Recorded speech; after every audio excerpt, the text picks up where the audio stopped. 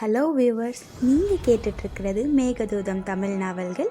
இது தமிழ் நாவல்களின் சங்கமம்.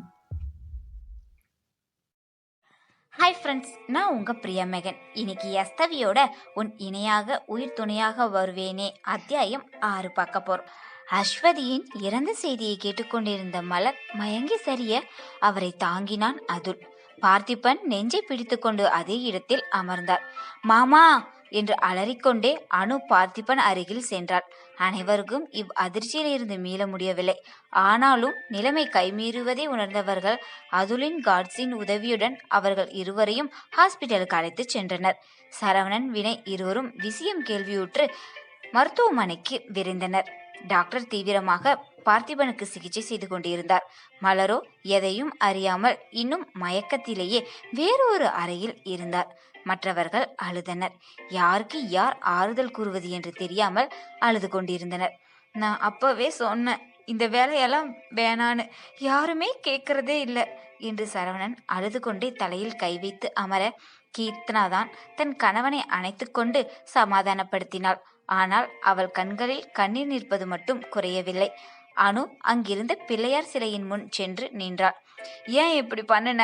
அவ உனக்கு என்ன பாவம் பண்ணுனா? எதுக்காக எங்க வதிக்கு இவ்வளோ பெரிய தண்டனை? அத்தை மாமா எல்லோருமே எதுக்கு தண்டிக்கிற? அவளுக்கு உன்னை ரொம்ப பிடிக்கும், அதுக்காக நல்ல பரிசா அவளுக்கு கொடுத்திருக்க என்று கோபமாகவும் அழுகையாகவும் கத்தினாள். மற்றவர்கள் இவள் இவ்வாறு பேசுவதை விசித்திரமாக பார்த்தனர். ஆனால் அவள் எதையுமே கவனிக்கவில்லை. அதுல் அவன் அருகில் வந்தவன், இங்க பாருடி, அழாத, நீயே உடஞ்சு போயிட்டா அவங்கள எப்படி சமாதானப்படுத்த முடியும் என்று தன் அழுகையை கட்டுப்படுத்தி கூற, என்னால் முடியல, அவ செத்துட்டான்னு சொல்றாங்கடா, அவளுக்கு எதுவும் ஆகியிருக்காதுன்னு என் மனசு சொல்லுது, ஆனாலும் அத்தை மாமாவை இந்த நிலைமையில பார்க்க முடியலடா என்று அவன் நெஞ்சில் முகம் புதைத்து கதற ஆரம்பித்தாள். கடவுள் கைவிட மாட்டார் சியம்மா என்று அதுல் கூற, முதலில் இப்படி பேசுறதை நிறுத்து. எல்லாத்துக்குமே இதோ நம்ம முன்னாடி இருக்கிறாரு, இவர் தான் காரணம். இவர் தான் எங்கள் வதியை எங்களை விட்டு தூரமாக்கினாரு. இப்போ மாமாத்தையோட நிலைமைக்கும் இவர் தான் காரணம் என்று பிள்ளையாரை திட்டு கொண்டிருந்தாள். சியாம்மா, இப்படி பேசாத. கடவுள் எதை பண்ணாலும் அதில் ஒரு நல்லது இருக்கும். கடவுளை திட்டாத என்று அமைதிப்படுத்த முயன்றான் அதுல். எதுடா, இவர் என்ன நல்லது பண்ணாரு? அது இறந்ததா இல்ல மாமா அத்தையோட இந்த நிலைமையா என்று ஆவேசமாக கத்த, அதுல் அவளை இழுத்துக்கொண்டு அருகில் இருந்த தோட்டத்திற்குள் நுழைந்தான். அங்கே இவர்களை தவிர ஒருவருமே இருக்கவில்லை. அதுல் காரில் ஏறிய பிறகு தொப்பி கூலர் அணிந்திருந்ததால் ஒருவருக்கும் அடையாளம் தெரியவில்லை. இங்க பாருடி, நம்ம வதி நிச்சயமா திரும்பி வருவா. அம்மா அப்பாவிற்கு எதுவுமே நடக்காது, தைரியமா இரு. அங்க இருக்கிற பாடியை DNA டெஸ்ட் எடுத்து பார்க்கலாம். எனக்கும் மனசு சொல்லிட்டே இருக்கு, என் தங்கச்சி உயிரோட இருக்கான்னு. முதல்ல அப்பா அம்மாவை குணப்படுத்தலாம், அப்புறமா இதை பத்தி விசாரிக்கலாம், ஓகேவா என்று கேட்க, ஓரளவு சமாதானமானவளாய் சரி என்று தலையசைத்தாள். ஆமா விசு, அத்தை மாமாவை சரி பண்ணலாம், அப்புறமா தேடுதல் வேட்டையில இறங்கலாம் என்று அதுலையும் அழைத்து கொண்டு தைரியமாக உள்ளே நுழைந்து அனைவரையும் சமாதானப்படுத்தினாள்.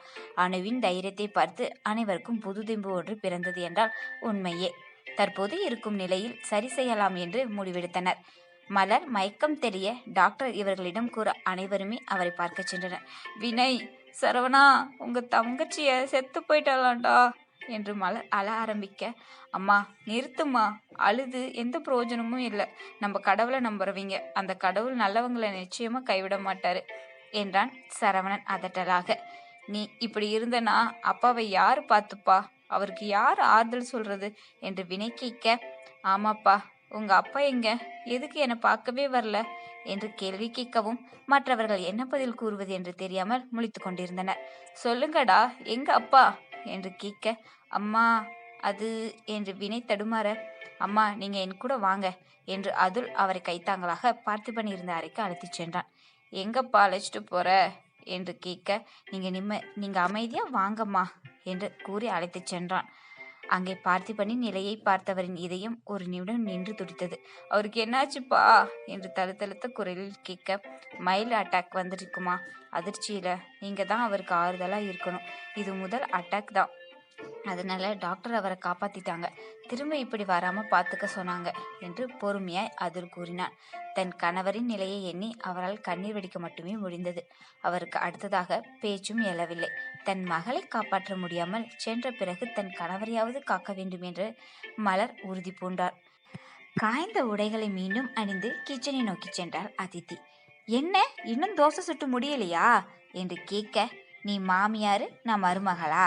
கிச்சனிற்கு வந்ததும் அதிகாரம் தூள் பறக்குது என்று மிதுன் தோசை மாவை கரண்டியால் எடுத்துக்கொண்டே கூற, அதித்தி அருகில் சுட்டு வைத்திருந்த தோசையை பார்த்தாள். டேய், என்னடா இது? தோசை சுட சொன்னா உளுந்து வடையை ரொம்ப சின்னதா தட்டையா பண்ணது போல பண்ணி வச்சிருக்க என்றாள்.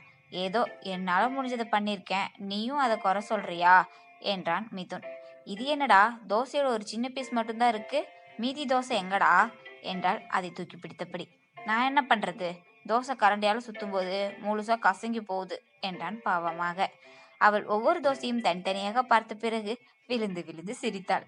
இங்க பாரு, இப்படி குறை சொல்றதா இருந்தா நீயே தோசை சுட்டுக்க என்று முகத்தை திருப்பிக் கொண்டு நின்றான். அவனுடைய செய்கை ஒரு குழந்தையின் செய்கை போல் இருக்க அவன் தாடையை தொட்டு தன் புறம் திருப்பினாள் அவன் அதித்தி. அவன் அதை அதிர்ச்சியாய் பார்க்கவும் இல்லை, இவள் ஏன் இவ்வாறு செய்தேன் என்று யோசிக்கவும் இல்லை. இருவருக்கும் இருவரின் மேல் இருந்த ஊர்மை அழகாய் வெளிவர ஆரம்பித்தது. எதுக்கு முகத்தை தூக்கி வச்சிருக்க என்று அதித்தி கேட்க, நீதான் குறை சொல்லிட்டே இருக்கியே என்றான். சாரி என்று தன் காதுகள் இரண்டையும் 2 கையையும் கொண்டு பிடித்து மன்னிப்பு கேட்டாள். அவன் புன்னகைக்க, நானே தோசை சுடுறேன் என்று மாவை கொண்டு தோசை சுட ஆரம்பித்தாள். வட்டமான பொன்னிற தோசைகளை அவள் சுட்டெடுக்க, எப்படி அழகா வட்டமா தோசை சுடுற என்று அதிசயமாய் கேட்க, எனக்கு இதுல பழக்கம் இருக்கு என்றாள். 10 தோசைகளை சுட்டு எடுத்து அங்கிருந்த ஒரு ஹாட் பாக்ஸில் அதை இட்டாள். ஆமா, சட்டினி என்று அவனை பார்த்து கேள்வியாய் கேட்க, நான் செஞ்சிருக்கேன் என்று இன்னொரு ஹாட் பாக்ஸை திறந்து காட்டினான். அதன் வாசனையை நுகர்ந்தவள், செம்மையா வாசனை வருது யஷ்வந்த், நான் இதை எதிர்பார்க்கவே இல்லை என்றால் கண்களை மூடி வாசனையை இழுத்தபடி.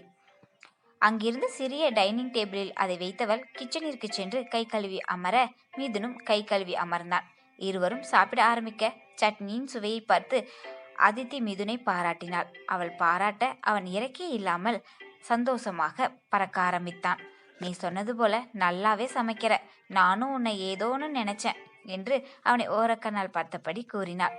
நான் என்னால் எதை பண்ண முடியும்னு சொல்றனோ அதை முடிச்சுட்டு தான் அடுத்த வேலையை பார்ப்பேன் என்றான் மிதுன். அப்போ கண்டிப்பா பிடிவாதம் இருக்குமே என்றாள்.